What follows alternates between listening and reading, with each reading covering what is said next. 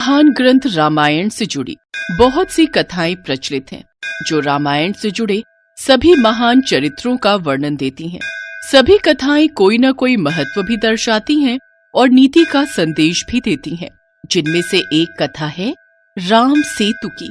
कहा जाता है कि जब लंकापति राजा रावण माता सीता का हरण करके लंका ले गया, तब भगवान श्री राम ने लंका पर चढ़ाई करने के लिए वानर राज सुग्रीव से सहायता ली थी। तब वानर राज सुग्रीव और हनुमान जी सहित सभी वानर सेना ने प्रभु श्री राम का साथ दिया। पर प्रभु श्री राम को लंका पहुंचने के लिए समुद्र को लांघना था, इसलिए प्रभु श्री राम ने समुद्र से रास्ता देने के लिए प्रार्थना की ताकि वो लंका पहुंच सके। प्रभु श्री राम को समुद्र से प्रार्थना करते हुए 3 दिन बीत गए, लेकिन समुद्र नहीं माना। तब श्री राम को उस पर क्रोध आ गया। बिना भय के प्रीति नहीं होती। लक्ष्मण, मेरा धनुष लाओ ताकि मैं अग्नि बाण से इस अहंकारी समुद्र को सुखा दूं। क्योंकि जिस प्रकार माया में फंसे व्यक्ति को ज्ञान की बात सुनाना, अत्यंत लोभी से वैराग्य और क्रोधी से शांति की बातें करना फलदायी नहीं होता, उसी तरह इसके आगे भी प्रार्थना करना व्यर्थ है। जी भैया।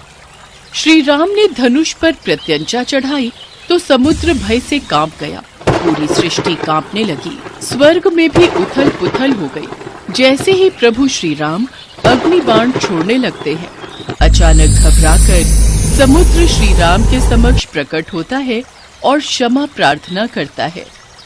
त्राहिमाम, त्राहिमाम, रुकिए प्रभु, रुकिए, मुझे क्षमा कीजिए, मुझे क्षमा कीजिए। प्रभु, 5 तत्वों का जड़ स्वभाव आपने ही बनाया है। जल यदि अपनी मर्यादा छोड़ देगा तो उसका महत्व भी समाप्त हो जाएगा। सबको मर्यादा भी आपने ही दी है। आप तो मर्यादा पुरुषोत्तम राम है। मैं तो आपके बताए हुए रास्ते पर ही चल रहा था।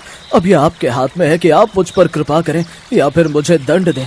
हे रघुवर, आप जैसा कहेंगे मैं वैसा ही करूंगा। आपको बाढ़ चलाने की भी कोई आवश्यकता नहीं है। मैं तो आपकी इच्छा मात्र से ही सूख जाऊंगा और आपको रास्ता दे दूंगा। मैं वो भी करने को तैयार हूं, पर उसमें मेरी मर्यादा भंग होगी।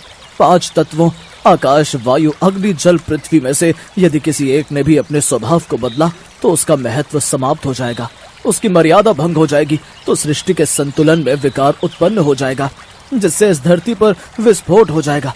प्रभु, यदि आप प्रलय से पहले ही प्रलय लाना चाहते हैं तो आपको अधिकार है, अन्यथा इस ब्रह्मास्त्र से मेरी रक्षा कीजिए। प्रभु श्री राम तो स्वयं ही मर्यादा पुरुषोत्तम है। उन्होंने उस समय समुद्र की विनती को सुना। जब श्री राम ने समुद्र को तात कहकर पुकारा तो लक्ष्मण सहित सभी वानर सेना मुस्कुराने लगी, क्योंकि वे भी जानते थे कि प्रभु श्री राम का हृदय कितना कोमल और दयालु है। क्योंकि उन्हें कभी क्रोध आ भी जाए तो भी वो शांत हो जाते हैं। प्रभु श्री राम समुद्र की इस विनम्र विनती से प्रसन्न हो गए और समुद्र पार करने का उपाय पूछा। हम तुम्हारी मर्यादा भंग नहीं होने देंगे, परंतु कृपया करके हमें समुद्र पार करने का कोई दूसरा उपाय बताएं। आपकी अति कृपा होगी। वानर राज सुग्रीव की सेना में नल और नील नाम के 2 महाप्रतापी महाशक्तिशाली वानर उपस्थित हैं। नल और नील जब छोटे थे तो ऋषि मुनियों को अपनी शरारतों से बहुत परेशान किया करते थे और अक्सर उनकी वस्तुओं को समुद्र में फेंक देते थे। इन दोनों बच्चों से परेशान ऋषि मुनियों ने तंग आकर इन्हें श्राप दिया था कि जो भी वस्तु ये पानी में फेंकेंगे वो नहीं डूबेगी। इसीलिए आज नल और नील को बचपन से मिला श्राप आपके लिए उपयोगी साबित होगा। नल भगवान विश्वकर्मा के पुत्र हैं, इसीलिए नल शिल्प कला में भी निपुण है। आप समुद्र पर सेतु बनाने के लिए इन दोनों की मदद ले सकते हैं। आप इनकी सहायता से समुद्र पर सेतु बांध सकते हैं, क्योंकि इनके द्वारा फेंके गए पत्थर समुद्र में डूबेंगे नहीं, बल्कि ऊपर ही तैरते रहेंगे। आप लंका तक एक सेतु का निर्माण कर सकते हैं, जिस पर चलकर आप लंका तक पहुंच सकते हैं। मैं वचन देता हूं कि उनके द्वारा समुद्र में डाले गए पत्थरों से बने सेतु के निर्माण में मैं खुद भी सहायक रहूंगा। इस प्रकार समुद्र पर सेतु बांधने के लिए 3 लोकों में आपका सुयश गाया जाएगा। हे रत्नाकर, हे सागर, हम तुम पर बहुत प्रसन्न हैं। तुम्हारी उदारता से हम तुम्हारे प्रेम के ऋणी हो गए, परंतु हमारी एक और समस्या का समाधान करो। आज्ञा प्रभु। इसके पश्चात समुद्र ने प्रभु श्री राम से आज्ञा ली और वापस लौट गए। नल और नील की सहायता से समुद्र पर सेतु बांधने का कार्य प्रारंभ होता है। सभी वानर प्रभु श्री राम का नाम लिखकर पत्थर नल और नील को देते और वे दोनों समुद्र में पत्थर जोड़ते जाते। समुद्र ने सेतु को अपने कंधों पर संभाल रखा था। कहा जाता है ये सेतु 100 योजन लंबा और 10 योजन चौड़ा था, पर ये विशाल राम सेतु 5 दिनों में ही बनकर तैयार हो गया। राम सेतु बनाने में सभी ने अपना योगदान दिया, जिसमें एक छोटी सी गिलहरी भी प्रभु श्री राम की भक्ति और सेवा में अपना योगदान दे रही थी। पुल के निर्माण में मदद करने के लिए वो छोटी सी गिलहरी बार बार शरीर पर बालू लपेटकर उसे पुल पर गिराती थी। प्रभु श्री राम उसे ऐसा करते देख रहे थे। उन्होंने हनुमान से कहा, हनुमान, वो समुद्र के तट पर जो छोटी सी गिलहरी है, जरा उसे मेरे पास लेकर आओ। हनुमान जी उस गिलहरी को प्रभु श्री राम के पास लाते हैं। हे नन्ही सी जीव, तुम सेतु पर क्या कर रही थी? तुमको भय नहीं लगता कि तुम वानरों के पैरों के नीचे आ सकती थी, या कोई वृक्ष अथवा शिलाखंड तुम्हारे ऊपर गिर सकता था? प्रभु, आपके सेवकों के पैरों के नीचे मेरी मृत्यु हो जाए, यह तो मेरा सौभाग्य है। प्रभु, मैं तो सेतु के कार्य में बस थोड़ी सहायता कर रही थी। सेतु में बहुत बड़े बड़े शिलाखंड और वृक्ष लगाए जा रहे हैं। ऊंची नीची भूमि पर चलने में आपको कष्ट होगा, यह सोचकर मैं सेतु के छोटे छोटे गड्ढों में रेत भर देने का प्रयत्न कर रही थी। गिलहरी की स्नेह भरी कोमल बातों को सुनकर भगवान श्री राम प्रसन्न हो गए। उन्होंने अपने बाएं हाथ पर गिलहरी को बिठा लिया। जगत पालक ने उस जीव को वह आसन दिया जो किसी भक्त को भी प्राप्त नहीं होता। कहते हैं इस सेवा भाव को देखकर श्री राम ने गिलहरी की पीठ पर स्नेह से अपना हाथ फिराया। तभी से गिलहरी की पीठ पर प्रभु श्री राम की अंगुलियों के चिन्ह स्वरूप में 3 श्वेत रेखाएं बन गईं। प्रभु श्री राम का चरित्र ही ऐसा है कि हर कोई प्रभु श्री राम की भक्ति में लीन हो जाता है। प्रभु श्री राम करुणा के अवतार हैं। वे अपने भक्तों पर अथाह प्रेम न्योछावर कर देते हैं। कहते हैं प्रभु श्री राम का नाम लेने से ही सारे काम सिद्ध हो जाते हैं।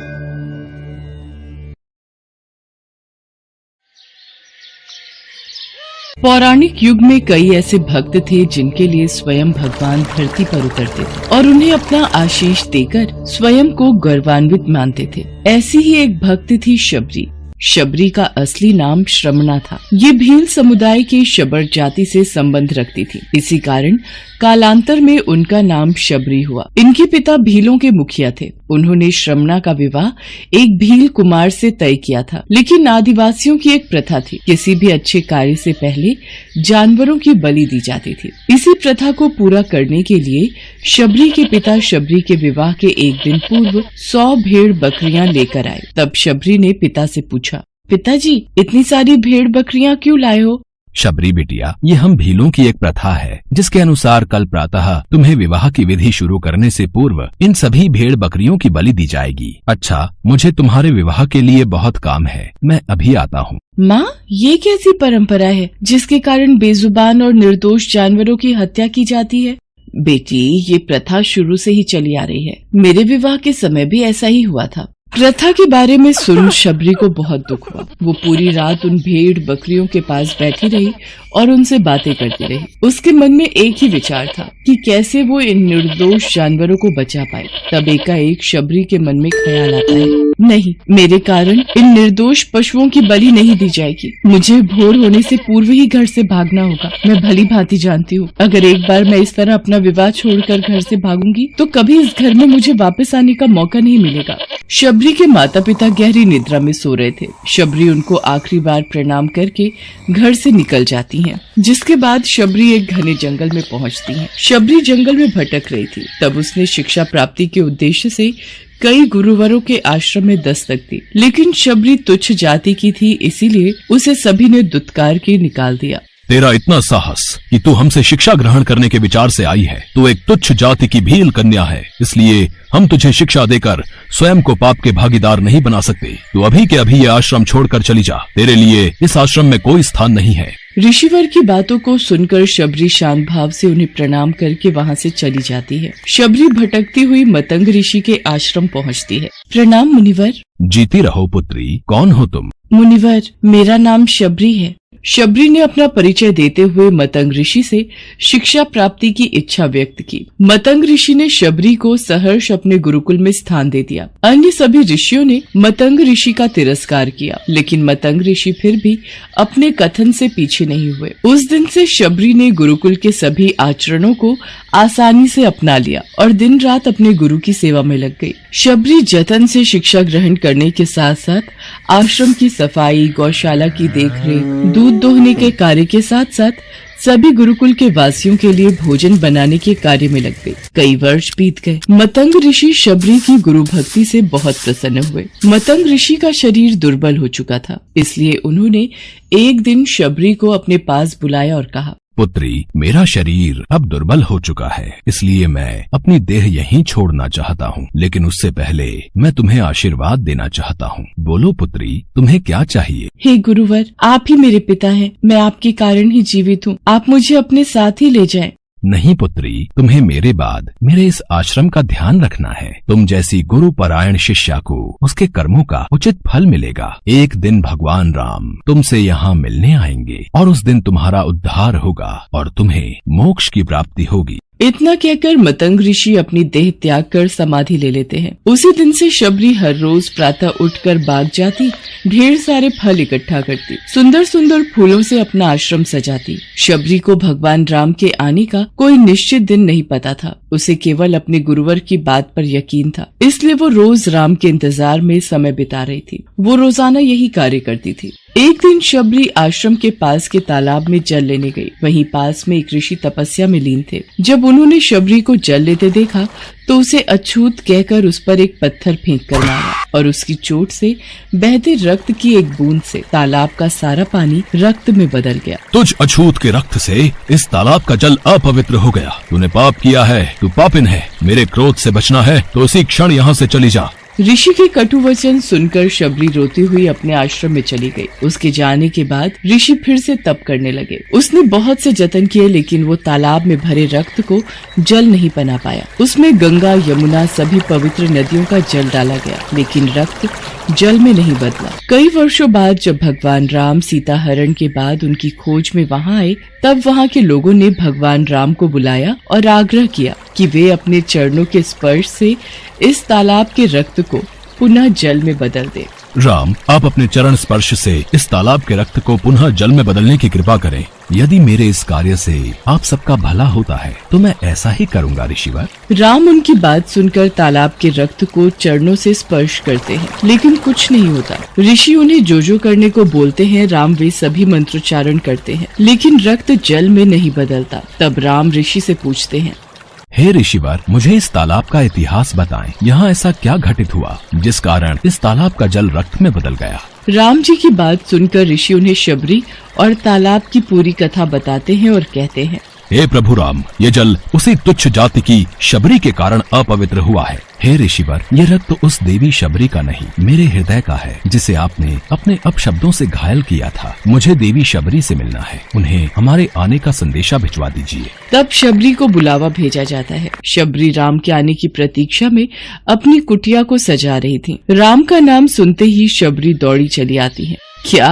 मेरे राम आए हैं? शबरी के राम आ गए, मेरे प्रभु राम आ गए। मतंग ऋषि का कथन सत्य हुआ, मेरे राम आ गए। शबरी का उद्धार करने मेरे राम आ गए। जिनको देखने के लिए ये आंखें तरस रही थी, वो प्रभु श्री राम आ गए। शबरी मेरे प्रभु राम कहती हुई जब तालाब के पास पहुंचती है, तब शबरी के पैरों की धूल तालाब में चली जाती है और तालाब का सारा रक्त जल में बदल जाता है। तब भगवान राम कहते हैं, देखिए ऋषिवर, आपके कहने पर मैंने सब किया, लेकिन ये रक्त भक्त शबरी के पैरों की धूल से जल में बदल गया। राम की बातों को सुनकर ऋषिवर को अपने कथन पर बहुत ग्लानि होती है। शबरी जैसे ही भगवान राम को देखती हैं, उनके चरणों को पकड़ लेती हैं और अपने साथ आश्रम लाती हैं। उस दिन भी शबरी रोज की तरह सुबह से अपना आश्रम फूलों से सजाती हैं और बाग से चक कर सबसे मीठे बेर अपने प्रभु राम के लिए चुनती हैं। वो पूरे उत्साह के साथ अपने प्रभु राम का स्वागत करती हैं और बड़े प्रेम से उन्हें अपने जूठे बेर परोसती हैं।